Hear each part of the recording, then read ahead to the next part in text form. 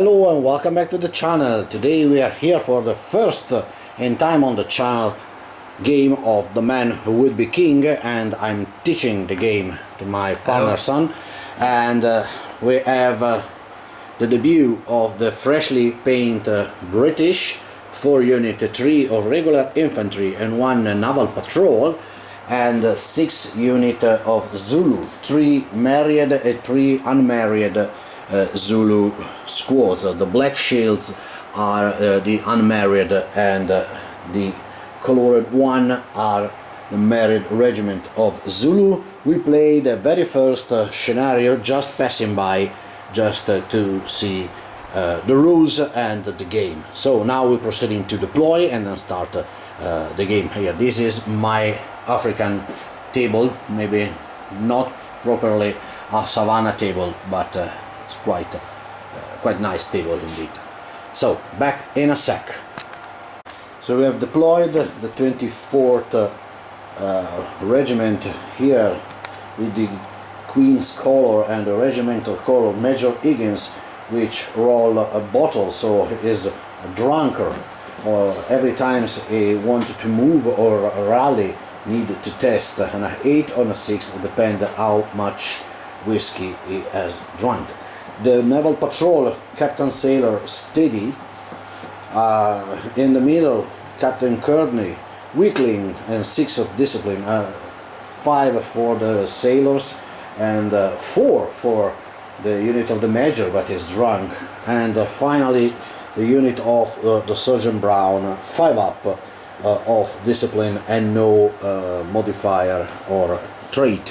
For the Zulu down there, the 3 unmarried regiment, Black Shield, the total Black Shield has a roll a Sadic, so its discipline is moved to 9.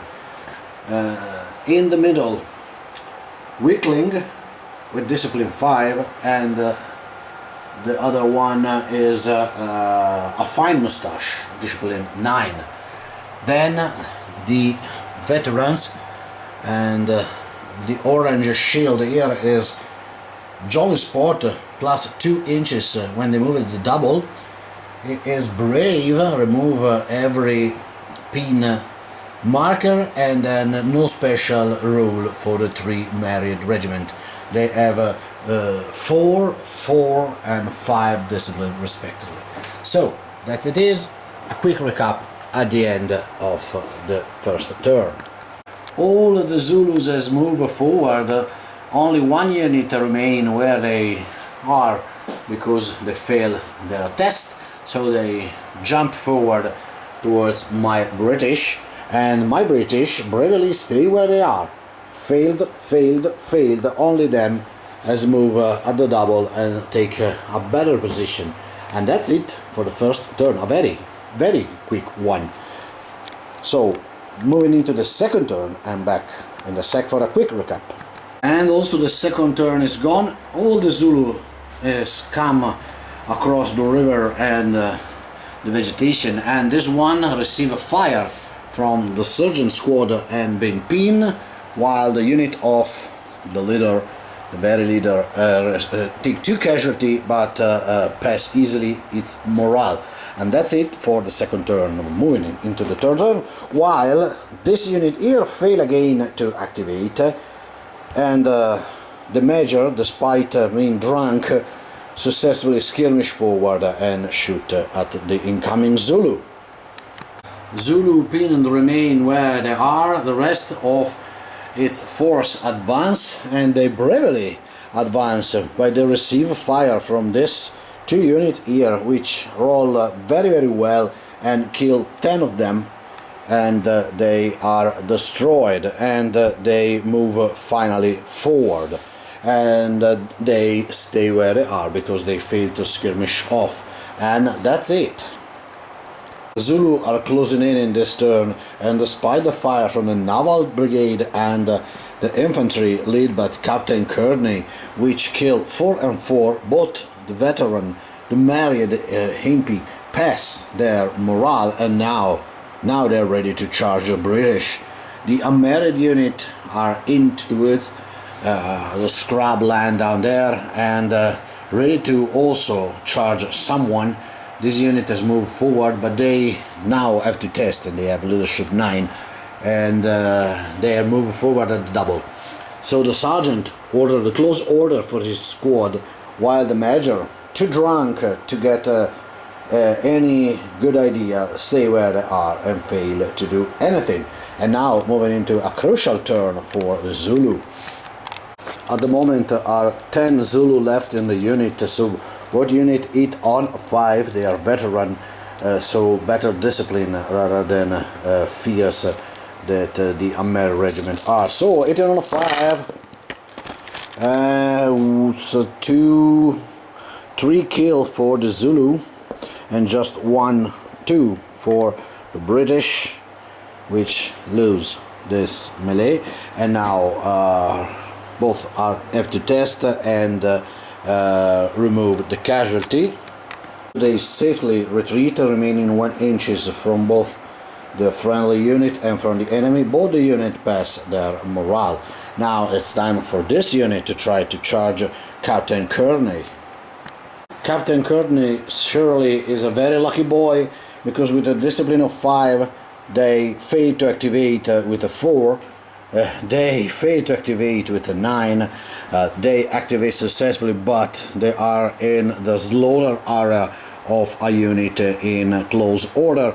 But the unit down there finally recover and get back into the fight, despite they are quite of distance. And that's it for the turn. Now moving into the British 5th turn. So the British turn is over now, and this unit receive enough fire to be reduced to 2 model pin. They receive fire and also pin. They skirmish forward, kill another one. 6 are killed here and they have to test now. They are discipline 5, so 11 or 12, and they are also pin. So in the end it was a very punitive turn for the Zulu.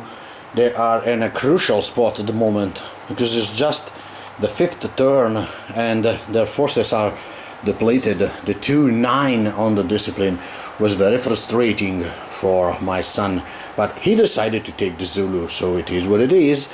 And now moving into the next turn. Not a very quick turn, because the units are pin, so there's one unpin but were shot to the death by this unit. They skirmish, moves slightly sideways but fail to hit anything. Again, is too drunk to move. They fail to rally and move back. They stay where they are, fail to activate. They stay where they are, fail to run. They unpin but receive severe fire from the British.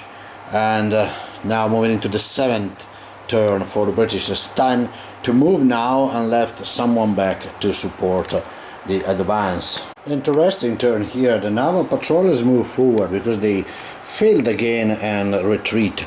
They finally found a courage and a charge the unit at Captain Kearney, reducing the unit to 3 model pin. But they then receive the fire from the unit in close order here, and the unit that skirmish forward, they have 2 pin marker now and reduce it to 5 models. They also regain their courage and advance at the double in the 7th turn again. Now beginning the 8th turn. The good of this game is the quickness of the turn. Fail to rally, fall back, fail to rally, fall back, fail to move, successfully skirmish, unpin. They receive the charge, reduce it to 3 men, and pin, but they unpin in their turn. They receive a fire from the skirmisher unit, but they pass, incredibly, they pass their test, and that's put an end to the 8th turn, moving into the 9th. They finally recover and return active.